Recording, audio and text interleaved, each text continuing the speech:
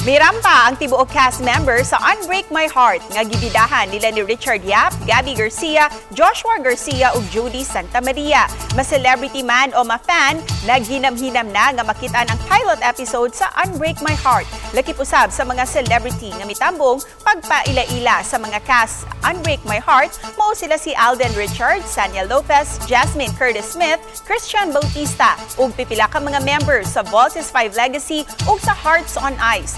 Tuwa usab ang GMA Network Senior Vice President and GMA Films President and CEO Attorney Annette Gozon Valdez, GMA First Vice President for Program Management Joey Abacan ug Sparkle GMA Artist Center Vice President Joy Marcelo.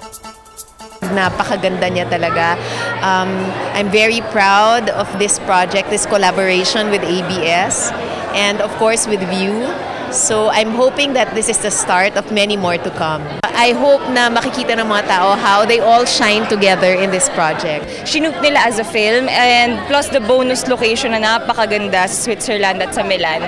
Talagang exciting kasi quality talaga nila. The way they shot this is really priority is quality. Kaya feeling nyo nanonood kayo ng pelikula. My heart is full because ito yung ilang buwan na namin pinaghihirapan, and before coming here, all of us were like really feeling anxious. But then, upon receiving the reactions of, the people who watched the film, na parang, oh my gosh, we really did something right and we really did something beautiful. Yes, ito yung pinaka-mature na masasabi kong ginawa ko.